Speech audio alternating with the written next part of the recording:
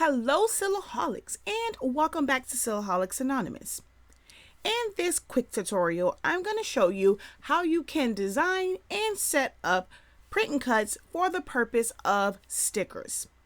In this example, I am going to use Easter elements because we are coming up on that season, but you can apply this to any theme, any season, any type of sticker, all right? If you are new to this channel, I do hope that you enjoyed the content of this video and will choose to hit the subscribe button as well as the notification bell so that you are notified whenever I release new content. If you are a subscriber, thank you for the support and welcome back. All right, let's get right into this. I'm going to pull this up. I typically tend to never really design on the design space. I always kind of do everything else around it and then size it down. So first things first, this is a PNG. And while we are doing a sticker, if you are going to encapsulate it in another shape, you don't technically have to do a trace and detach on it. So let's say I was making just a round sticker for a label or something like that, or just a square. You can just put it around it, even fill it in with color and be able to print it and then set that up to cut to edge. You don't have to trace this out. So let's just go over to our ellipse tool or circle. If you hold down shift, you can make a perfect circle. Same thing goes if you go to the rectangle. It says rectangle, but if you hold down shift, you will create a perfect square. So we're going to just put the circle around this. There we go. Let's kind of center that up some. All right, and let's go ahead and, technically printers don't print color. So if you were to, let's say, not fill this with any color, it will be okay because it will not print that area, and on your white stickers or even on your clear stickers, it will maintain that white background or that clear background. So we're going to, my mouse there, shrink this down some. And like I said, you pull it here, it's white. Now, here's something that I do want you to note. Because this is a PNG, if you look, there is a line going to the outside. So we're going to highlight this so you can see that box, right? I'm going to pull this down back down because I didn't mean to pull it down to my work area. All right. If you were doing this and you were just doing a regular sticker and you have this outline, you have to make the print no cut and the circle cut and then group it together. So with them ungrouped, you would go to your send panel.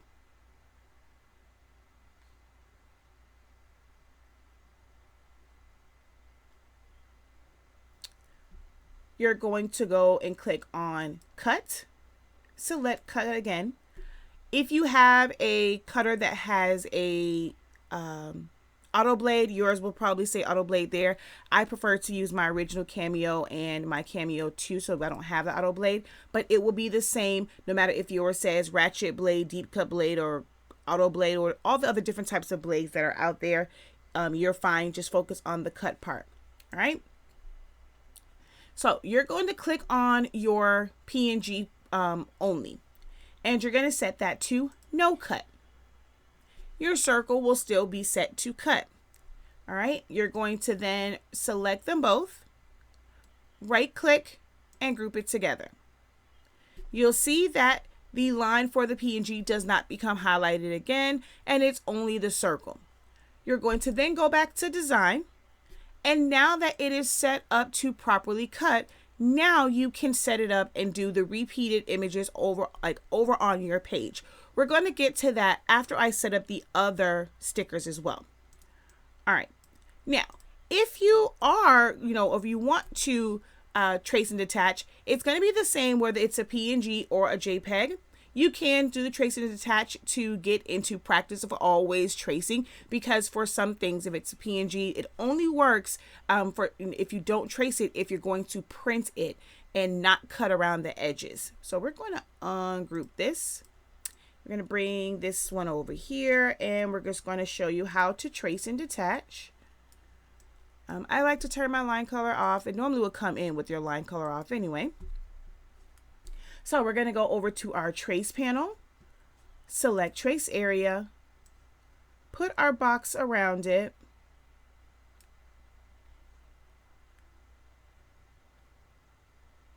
and then you're going to up your threshold until you fill it in to where all of the edges are masked in yellow and you see no gaps around the edges. It doesn't really matter what's going on the inside. All of that doesn't have to be filled in. You just really want to focus on the edges and make sure that there's yellow going all the way around all the elements that you want to trace and detach. So we're going to go up just a little bit because of this element down here. If need be, sometimes you can do it as two separate traces. I'm not sure if you noticed that the edges of the top part, as I got higher, it started to get a little like jagged. And that's because I had to go up so high to get this one element down here. But I could do that part separate. I'm going to go ahead and come back down to where my edges is a little bit smoother. And sometimes if you take your scale down, it can smooth it out. It used to work a lot in version 3, not so much with version 4. And let's see, go up a little bit. I'll focus on this one. The other thing that you can do, this is another like kind of quick tip within a tip. If you have nothing selected whatsoever, we're going to go to our line and make it black. And then we're going to make it 1 point. Go over to your line tool and make a line along this edge. It does work if you use like the curve, but we're not going to get into that. This is something that's really quick to do, to just be able to add a line there. You see, that's going to fill that in and kind of close that off. I'm going to take another one and go straight down, just so that I can close off that side and make sure that it's closed off. So now that that's closed off, we're going to go ahead and hit trace and detach.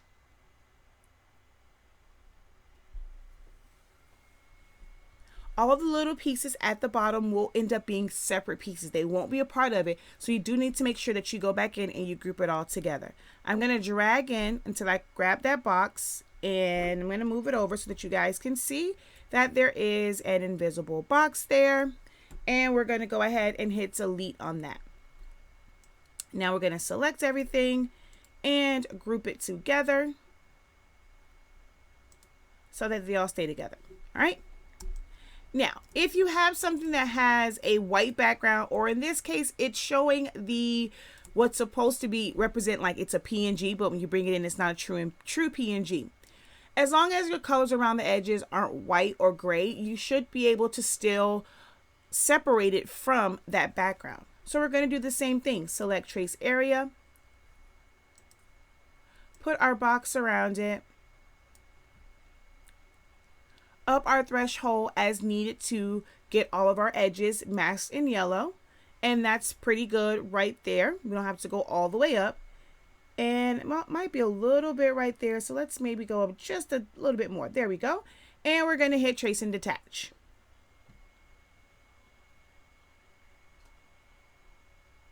And we're going to pull that out and delete. Okay. And last but not least, let's go ahead and trace this one. So we're going to go select trace area, put our box around it, up our threshold some, trace and detach. And I'm going to show you how to remove those inner areas if you wanted to do this as a sticker by itself. Now, I am using images, but you do not have to use images. You can type out whatever sentiment you want, fill it with color, and if it's loose letters, put it behind a square or a circle or anything like that, maybe do an offset, and you will be able to create stickers from anything.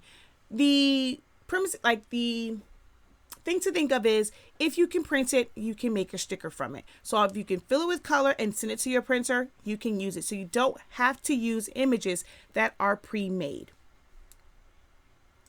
All right, we're going to move this off to the side really quickly because we do want to try and keep this tutorial in done in 15 minutes or less. I'm just going to go through this really quickly. Hopefully you'll grasp it, maybe watch it back, but I will have videos, other videos dedicated to removing the inner parts, like inner white parts. We're going to go ahead and up our threshold some. All right, we really want to focus and make sure that around those open areas that we need to pull out, that they have yellow all the way around it and it's not jagged. Then we're going to do a regular trace. Then you're going to select just the trace. The easiest way to do this is to drag and select both. Hold down Shift, click anywhere where there's some type of color, because then you're deselecting the image. You're left with just the trace. You're going to fill that with color. Then you're going to right click and make sure your mouse is over the trace part, the color part that you just filled in. Release compound path.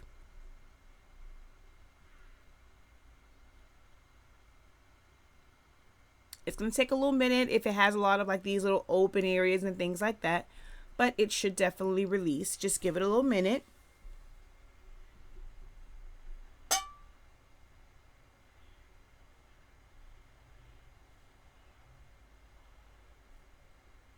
There we go.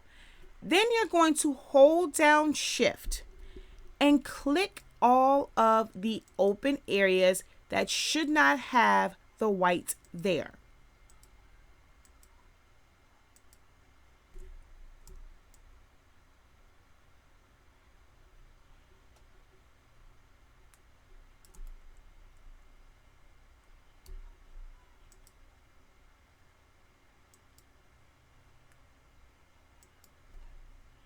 Now, to make sure that you did get everything, what you can do is change your colors to something else and make sure that those inner areas are still orange, which I forgot the 2 in the P. So we're going to hold down Shift. As long as you don't click off on something else, everything will still be selected. Just hold down Shift and click in those areas. We're going to change the color again, and the areas that we need to keep should be orange and green. I'm going to make everything else blue.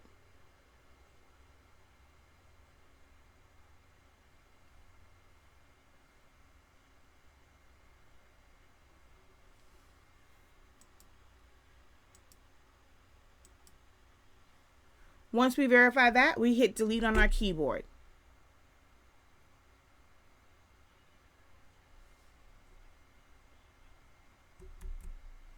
I had to undo, I tapped off. So we're going to hit delete on our keyboard. Then you drag and select over everything. Go over to modify and subtract. You've now removed those inner parts so that you can use this as a sticker where it will contour cut it. Alrighty, now with this one, we're just going to shrink it down. You can make your sticker big, you can make it small. You decide on the size that you want. If you would like to add this to some sort of background and make it, within a box, you can do that. So let's pull this here. I'm going to make a duplicate of this so that way I can show you the contoured ones as well as the like if you just put it in a box. You can decorate this up. Like I said, you can fill it with a background. Let's go ahead and make this one white. I'm going to do an internal offset and then apply. Let's do another one and give it a border. So let's external. Well, not offset. We're going to do a internal offset. Let's change that one to 0.05. All right, apply. You can set your offsets to whatever you want them to be. You do not have to use the measurements that I used in this video. So I'm going to click on that, hold down Shift, click this one, fill it with color. I'm going to select one of the colors inside the image. So you see that, I guess I grabbed the wrong one. So we're going to grab all of them, fill it with color. All right, click off. I'm going to click on this inside one, hold down Shift, click on the inside one, hold down Shift, click on this one. Why is it not grabbing? Let's see. Here, hold down Shift. All right, let's see. We're going to make sure that everything is filled with color. We're going to click here, hold down Shift, click here. There we go. Now we're going to, I want you to see what it does. We're going to fill it. I'm going to fill it with a different color. Back to that purple. Right click, make compound path. It now becomes a frame. I'm going to take this one and make it back white again. And let's pull this down inside. If you want, you can type in Happy Easter.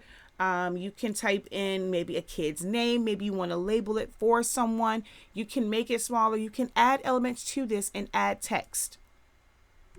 I'm going to group that together. All right. Now, the difference between these two and having to make the image no cut and then leave the outside cut and then group it, we can group it together ahead of time. I'm going to go ahead and turn off the line color because when you go to send, you trace that one out. So you don't necessarily have to worry about the edges of that box being outside of the box that you encapsulated it in. All you have to do is select it all and choose Cut Edge. So let's zoom in just so that you can see. We're on the edge. This one we can leave it to cut. It doesn't matter if you do cut edge or cut with this because only the edges have a cut line. So it's going to be the same no matter which one you choose. Let's go back to design. You then want to go over to your page setup panel. You're going to go to the last icon, which is your registration marks. You're going to go here, hit on. If you're using an older version of Silhouette Studio, which is perfectly fine, not everyone can go up to the higher versions. Yours, when you turn it on, will say, or they'll ask you if you want to have it type 1 or type 2. You want to choose type 1. That is the one that you want that has a square and 2 L brackets. Me personally, I take my thickness all the way up whenever I do print and cuts. And for the length, I like to try and keep it at least at 0.5. Sometimes I will max it all the way up, but at least 0.5 to give the machine enough surface area to read the registration marks, to get good registration and get an accurate cut. Alrighty, we're going to bring this one down right here. We're going to bring this one over here just so I can show you repeating all of them. I'm going to go back to page setup and turn on my show cut border. If you have a wide format printer, you can take your insets all the way out to give yourself a little bit more space. If you have just a standard printer, it's best to just leave it there. I do have a video kind of explaining how you can gain more space, but I'll put that in another video. We're trying to keep this under 15 minutes, which I think I'm probably over right now.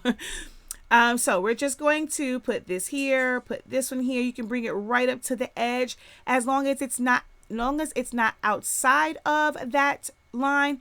It will register, it will cut. It will still register, but it will cut. Anything outside the line will not cut. So now to make your duplicates, you can hold down Control and your arrow key and you can make several copies of it.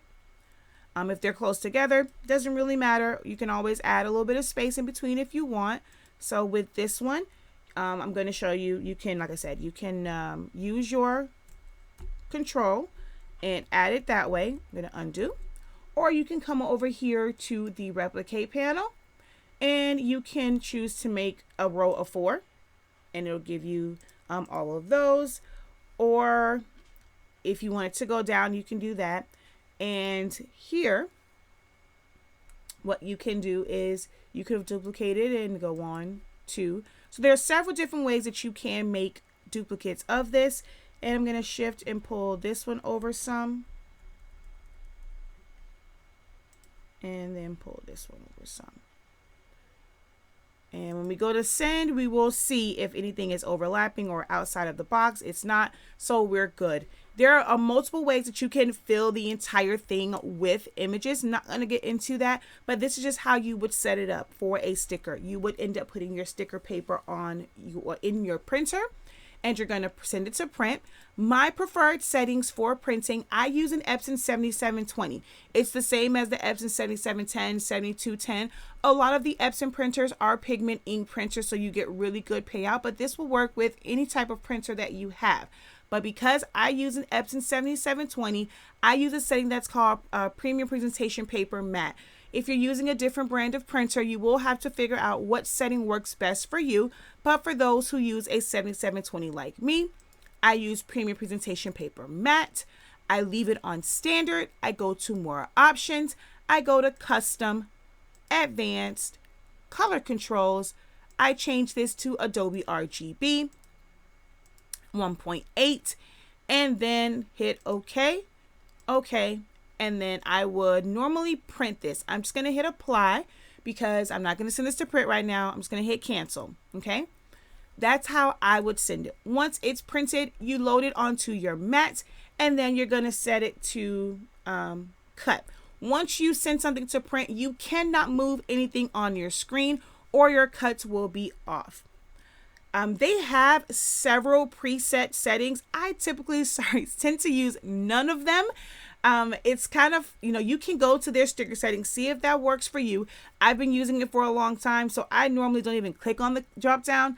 I'll just go to whatever it lands on. If it happens to be on plain, heavy, this, that, and the third, I typically tend to move my settings myself. So I will have my blade on either 2 or 3, depending on how thick the sticker paper is. My force is normally almost like vinyl, so it's around like 10 to 12, somewhere in there for cutting it. I mean, you can even go as low as like 9. So we're just going to go and kind of pick a middle ground and just say 10. My speed is normally at 4 for pretty much, a lot of things. The majority of things I use, I'm pretty much at 4. Sometimes I'll go down to 3, but 4 is like the general range that I like to stay in. And then I'm just going to go ahead and send it. It's going to read the registration marks and cut them out. So this video was more so about helping you to design and figure out, how to make stickers, how to set them up, about tracing, and how to set a page up with multiple stickers. In a future video, I will show you a full print and cut for them and the recommended paper that I like. I like the Milk Host for certain things. You will be surprised what you can do with the Avery shipping labels. Those are like really, really permanent. So sometimes I will use the Avery shipping labels. I've used the Cricut one sometimes. But most times what I like to use, I just use my regular plain paper that I normally use for all of my cardstocks. I run it through my Xyron machine and I then have an instant sticker.